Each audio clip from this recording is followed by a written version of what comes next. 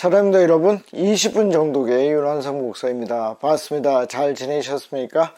자, 우리가 하나님의 말씀 특별히 창세기를 연구하고 있습니다. 여러분들이 우리 모든 지혜를 다해서 또 기도하면서 성령 하나님 나를 지혜롭게 해달라고 기도하면서 우리가 끝까지 한번 읽어보시면 좋겠습니다. 그러면 하나님께서 우리의 정독할 때 하나님의 특별한 음성을 우리에게 주실 줄로 믿습니다. 자, 그러면 시그니처하고 들어가 보도록 하겠습니다. 자, 우리가 어디까지 했습니까? 창세기 45장 8절까지 했습니다. 오늘은 9절부터 우리가 생각하면서 깊이 읽어보도록 하겠습니다. 당신들은 속히 아버지께로 올라가서 아뢰기를. 자, 속히 중요하죠. 속히는 누구의 마음이 들어있는 겁니까? 요셉의 마음이 들어있습니다. 이제는 마음이 다 풀린 거죠. 이제는 모든 거를 다 공개하고 내가 형제들에게 모든 것을 공개하고 또 아버지에게도 다 공개하기를 원하고 특별히 속히 알리기를 원한다. 그 사랑하는 마음이 불타는 것이 이 속히에서 느껴질 수 있습니다. 그렇죠? 자, 계속 가보겠습니다. 아버지의 아들 요셉의 말에 하나님이 나를 애굽 전국의 주로 세우셨으니 지체 말고 내게로 내려오사. 여러분 교만하죠. 애굽의 모든 주인으로 자기를 세웠대요. 네. 여러분 교만하죠. 여러분 이 마태복음에 보면 온유라는 단어가 나오는데 이 온유는 겸손을 기반으로 하고 있는 단어입니다. 그 겸손은 뭔가? 성경에서 나오는 겸손은 뭐죠? 네. 있는 것은 있다 하고 없는 것은 없다고 말하는 것이 겸손입니다. 그래서 실제로 그렇죠. 뭡니까?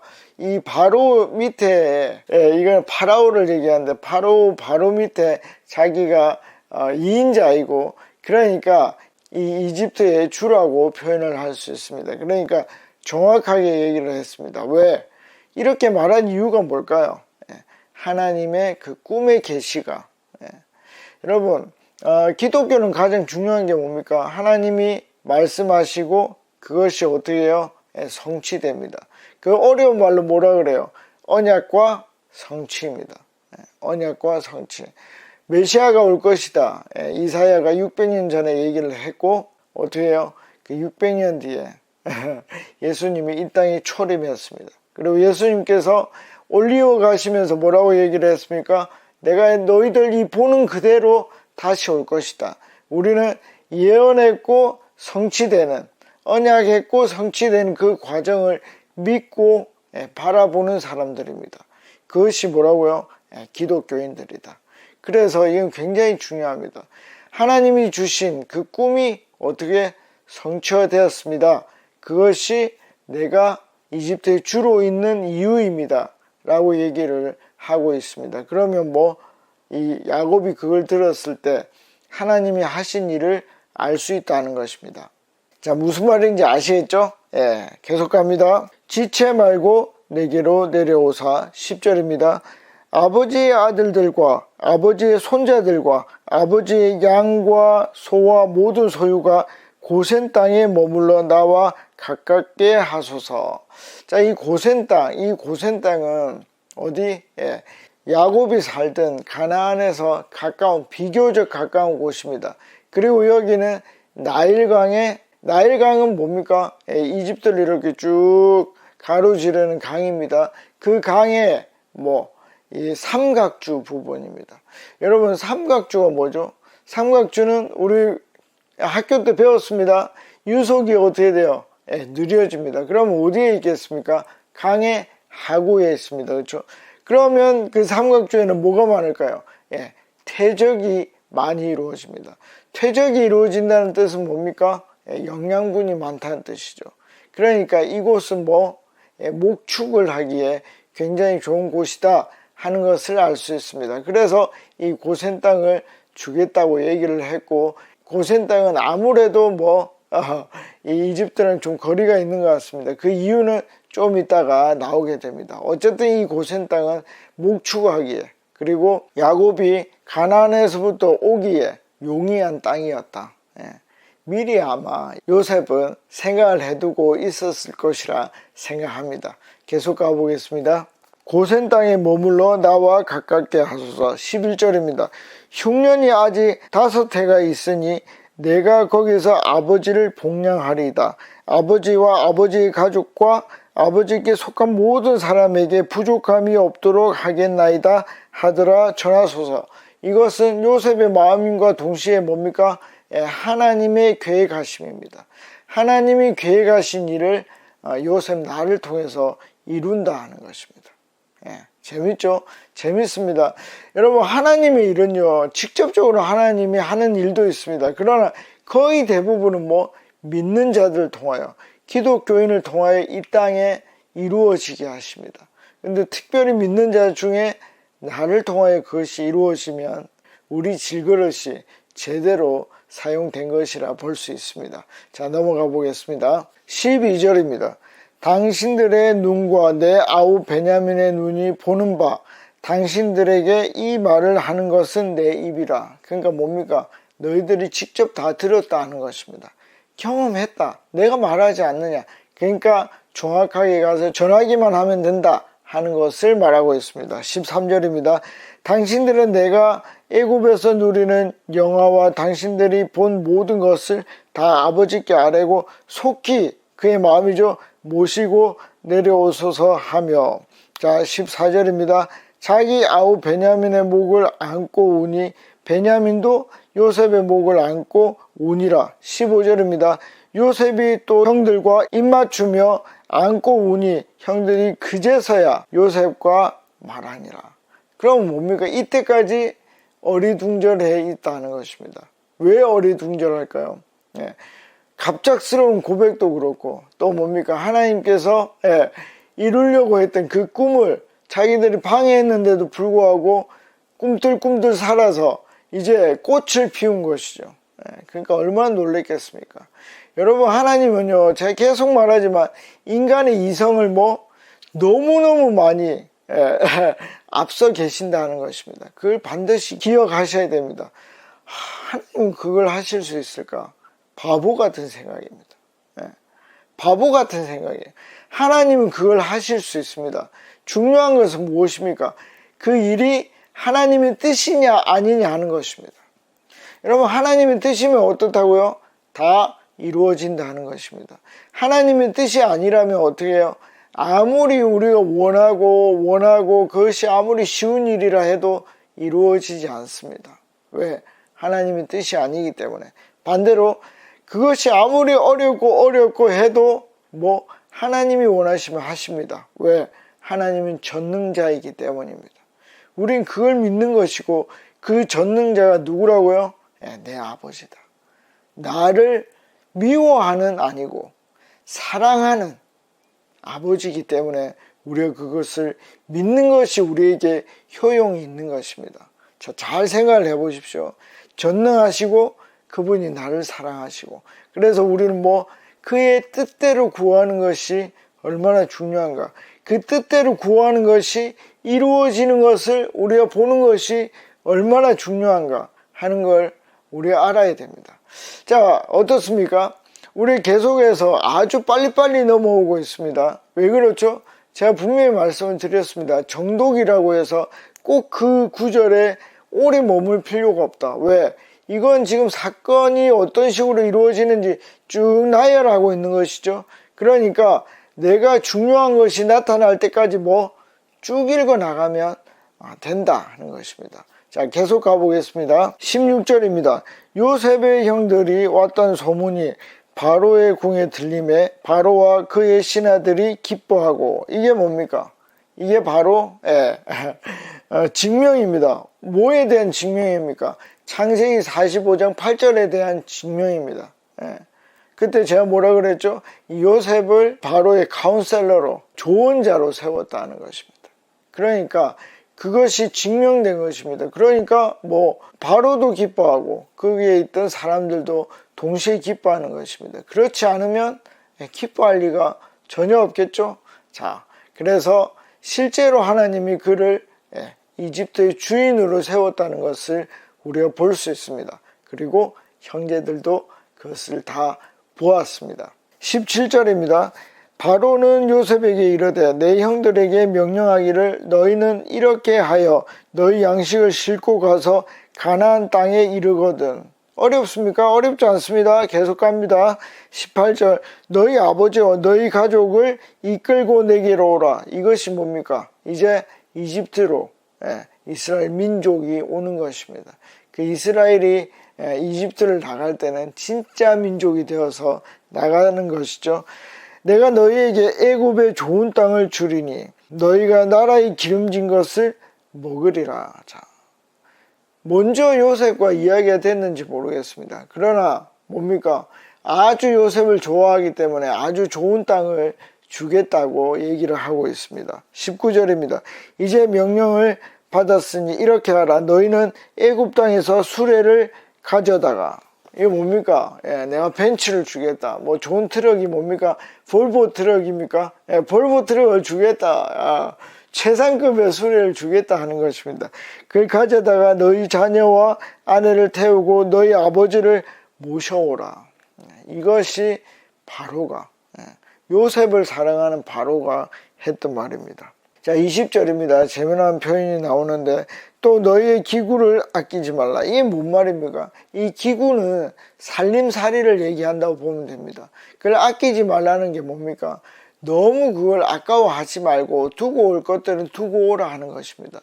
자, 이 말을 쉽게 알 수 있을까요? 알 수 없습니다. 제가 영어와 히브리어를 보고 제가 알아낸 것입니다. 그러니까 여러분들은 읽으면서 너희의 기구를 아끼지 말라는 말이 뭐지? 라고 넘어가도 됩니다. 근데 이 뜻이 뭐라고요? 살림살이를 너무 많이 들고 올 필요 없다. 내가 주겠다 하는 말이라고 여러분들이 이해하시면 되겠습니다. 온 애굽 땅이 좋은 것이 너희 것임이니라. 이 뭡니까? 그러니까 너무 아끼지 말라 하는 것입니다. 그러니까 뒤에를 보고 앞을 상상은 해볼 수 있습니다. 자, 21절입니다. 이스라엘의 아들들이 그대로 할세 요셉이 바로의 명령대로 그들에게 수레를 주고 길 양식을 주며 22절 또 그들에게 다 각기 옷 한 벌씩 주되. 자, 이게 뭡니까? 과거에는 옛날에는 조선시대만 해도 이 옷은 뭘 상징하죠? 지위도 상징하고 또 부의 칙도가 되겠죠. 그러니까 아주 좋은 것을 주었을 것입니다. 그러니까 바로가 인정하는 사람들이다 하는 것을 이 선물을 통해서 볼 수 있습니다. 그렇죠? 베냐민에게 은 300과 옷 5벌을 주고 베냐민에게 더 많이 줍니다. 그렇죠? 23절 그가 또 이와 같이 그 아버지에게 보내되. 자, 이스라엘에게 야곱에게는 더 많은 것을 줍니다. 순낙이 10필에 애굽의 아름다운 물품을 실리고 암낙이 10필에는 아버지에게 길에서 드릴 곡식과 떡과 양식을 실리고. 자, 많은 선물을 줍니다. 그렇죠? 24절 이에 형들을 돌려보내며 그들에게 이르되 당신들은 길에서 다투지 말라 하였더라. 왜 다툴까요? 정확하게는 알 수 없습니다. 그러니까 옛날에 네가 더 잘못했잖아. 요셉을 그렇게 하면 안 됐다부터 해가지고 왜 그렇게 빨리 알아보지 못했냐. 또 그 과정 속에서 있었던 작은 일들로 싸울 수 있습니다. 그렇죠? 그렇지만 요셉은 내가 다 용서했으니까 더 이상 다툴 필요가 없습니다. 라고 얘기를 하는 것입니다. 여러분, 이게 승자의 여유인데, 여러분, 만약에 하나님께서 여러분들 조금이라도 높이시고 조금이라도 승자가 되게 하면 여유를 보이십시오. 너무 옛날에 갇혀가지고 힘들게 할 필요가 없어요. 충분히 그 잔으로, 요셉은 잔으로 힘들게 했잖아요. 그러니까 내가 이겨버렸으니까 용서해주는 그게 저는 지혜롭다고 생각을 합니다. 자, 계속 읽어보겠습니다. 25절입니다. 그들이 애굽에서 올라와 가나안 땅으로 들어가서 아버지 야곱에게 이르러 26절 알리어 이르되 요셉이 지금까지 살아있어. 빅뉴스죠. 빅뉴스입니다. 아버님 죽었다고 생각했는데 그 죽었던 아들이 살아있었습니다. 애굽 땅 총리가 되었더이다. 말이 안 되죠. 하나님의 뜻이 이루어진 것입니다. 야곱이 그들의 말을 믿지 못하여 어리둥절하더니.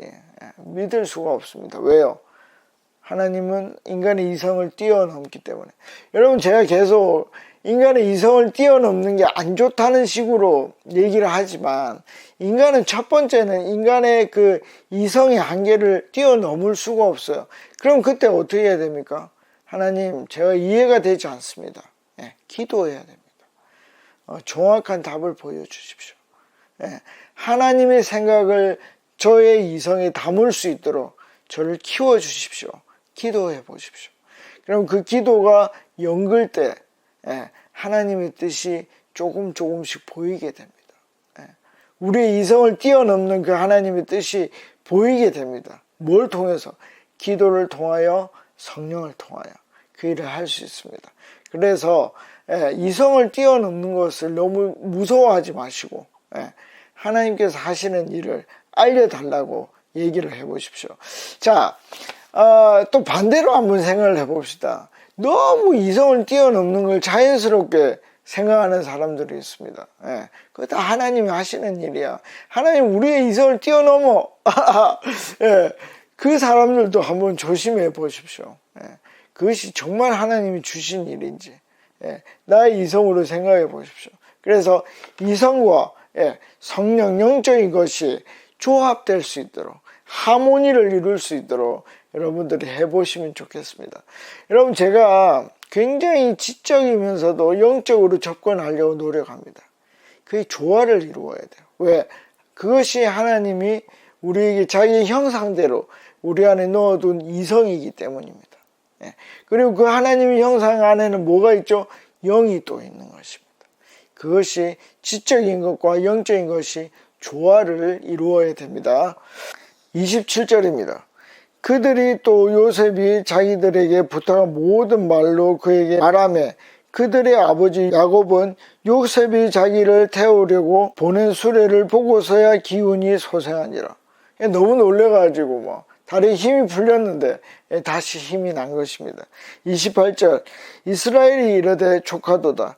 내 아들 요셉이 지금까지 살아있으니 내가 죽기 전에 그를 보리라 하니라.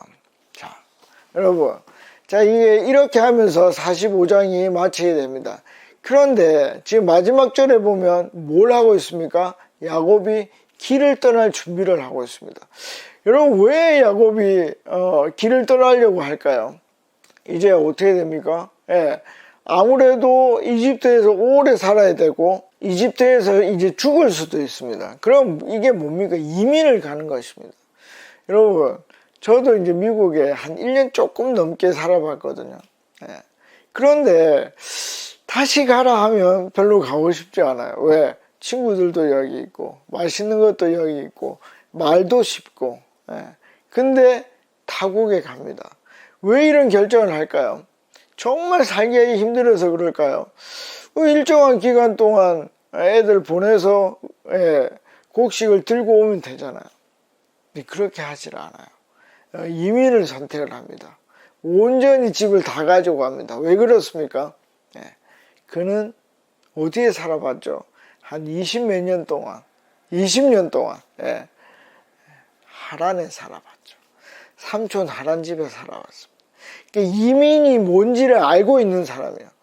여러분, 여기에서 제가 꼭 말씀을 드리고 싶은 게 뭐냐면, 여러분, 하나님이 우리에게 주시는 모든 일은요, 의미가 있어요. 하나님이 우리에게 허락하시는 모든 일에 의미가 있어요. 왜 하나님이 이런 일을 주셨지? 그 당시에는 알 수 없어요. 그러나 야곱은 아주 노년에 요셉이 30살이 넘었을 때 그런 시간이 흘렀을 때 뭐 이민을 갈 수 있는, 이민의 자유로 올 수 있는 그런 기반이 어릴 때 하란에서의 생활에서 습득이 됐다는 것입니다. 여러분, 요즘 하나님이 나에게 싫은 일을 시키는 것이 있습니까? 다 의미가 있을 것입니다. 의미가 있습니다. 여러분, 제가 왜 늘 기쁜지 아십니까? 하나님이 나에게 주시는 모든 일은 의미가 있고 나중을 위한 것입니다. 반드시 그렇습니다. 여러분 이번 주 한번 살아보시고 또 성경을 다시 읽어보시고 정말 하나님이 나에게 허락하신 일이 나에게 유용한가? 아마 많은 부분에서 과거의 그런 경험들이 지금의 나의 모든 자산이 됐다는 것을 여러분들이 알게 될 것입니다. 하나님을 또 한번 경험해 보시면 좋겠습니다. 자, 다음에 뵙겠습니다. 안녕히 계십시오. 파워.